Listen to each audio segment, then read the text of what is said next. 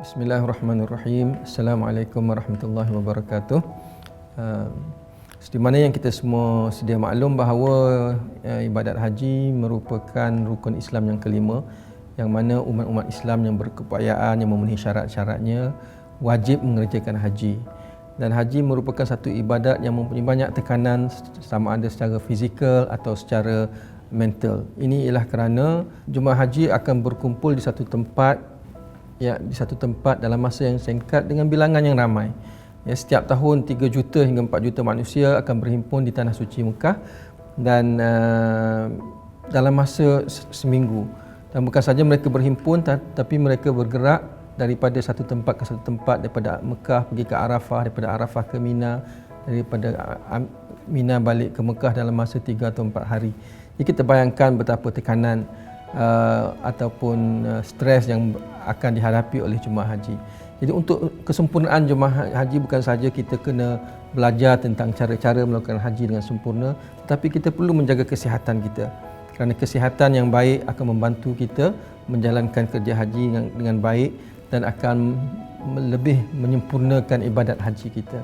Dalam perhimpunan yang begitu ramai, bukan sahaja stres fizikal, tetapi dia merupakan satu tempat yang mana kita dapat berhubung silaturahim, dapat memantapkan ukhuwah kita.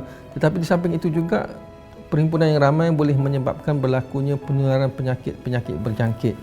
Dan kita tahu masalah jemaah haji antara yang paling besar ialah jangkitan paru-paru, jangkitan penyakit berjangkit yang lain. Di sini saya nak ceritakan beberapa penyakit berjangkit yang mana kita boleh halang daripada berlakunya dengan sebab adanya yang kita panggil vaksin, iaitu kita bagi imunisasi pada jemaah-jemaah haji. Meningitis adalah penyakit yang mana jangkitan berlaku pada otak atau pada selaput otak. Pesakit akan mengalami demam yang kuat, akan sawan dan kemungkinan akan meninggal dunia itu adalah agak besar.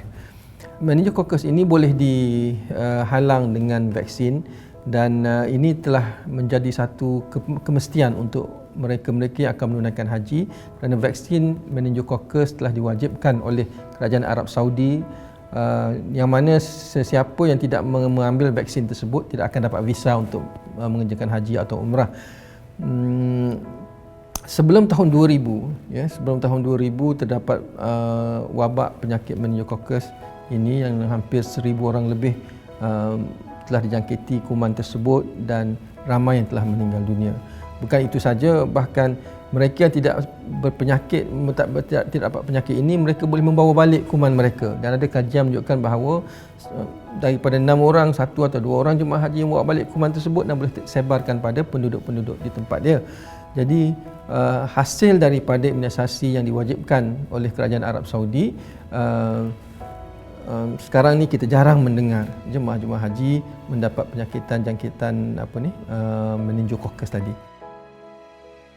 Penyakit yang kedua yang kita boleh halang daripada berlakunya ialah jangkitan paru-paru atau yang disebabkan oleh kuman yang kita panggil Streptococcus pneumonia atau pneumococcus. Yang pneumococcus ini bukan saja boleh menyebabkan jangkitan paru-paru, tetapi boleh menyebabkan jangkitan pada saluran pernafasan yang lain, boleh menyebabkan jangkitan pada otak, boleh menyebabkan jangkitan kita panggil sinusitis, iaitu keradangan pada bahagian-bahagian lubang yang ada pada tulang-tulang muka kita.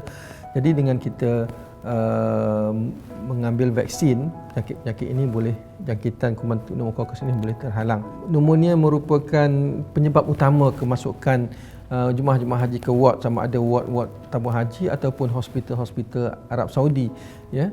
Jadi kalau kita boleh mengambil vaksin, kita boleh menghalang jangkitan Streptococcus pneumonia. Walaupun saya percaya bahawa bukan sahaja pneumococcus ni menyebabkan pneumonia, tapi ada kuman-kuman lain. Walau bagaimanapun, kajian telah mendapati bahawa secara umumnya 30-40% pneumonia ini disebabkan oleh kuman pneumococcus. Walaupun tidak ada kajian terperinci pada jemaah haji, tetapi saya yakin bahawa dengan kita mengambil vaksin pneumococcus sebelum menunaikan haji, insya-Allah peratus ataupun risiko kita untuk mendapat jangkitan pneumococcus dan pneumonia ini akan berkurangan.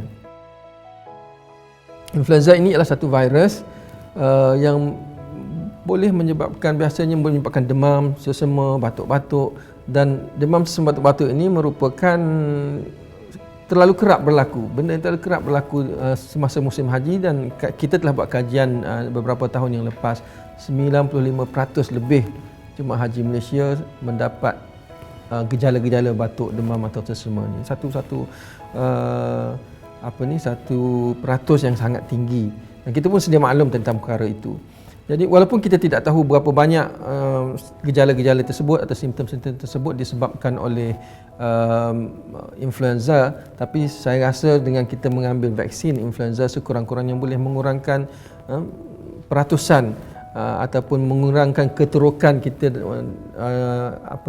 mendapat gejala-gejala tersebut. Walaupun kita tahu bahawa sesama, batuk, sakit tekak ni adalah perkara yang agak ringan, tetapi sebenarnya yang kita risaukan adalah komplikasi daripada jangkitan influenza ini boleh menyebabkan seseorang itu mendapat jangkitan saluran pernafasan yang lebih ke bawah, iaitu pneumonia. Jadi saya harap sangat, kita cadangkan sangat supaya kita semua jemaah-jemaah haji yang bakal menunaikan haji dapat mengambil vaksin influenza tersebut. Jadi saya berharap agar semua jemaah-jemaah haji sebelum menunaikan haji agar mendapatkan imunisasi tersebut, iaitu imunisasi meningokokus, imunisasi pneumokokus dan imunisasi influenza, dan dapatkanlah imunisasi ini beberapa minggu sebelum tuan-puan akan sampai ke Tanah Suci, agar supaya tindakan vaksin itu telah optimal semasa kita tiba di Tanah Suci nanti. Terima kasih, dan saya doakan kepada semua jemaah-jemaah haji akan dapat mengerjakan haji dengan penuh sempurna, dan haji tuan-tuan diterima oleh Allah Subhanahu Wa Taala. Sekian, terima kasih.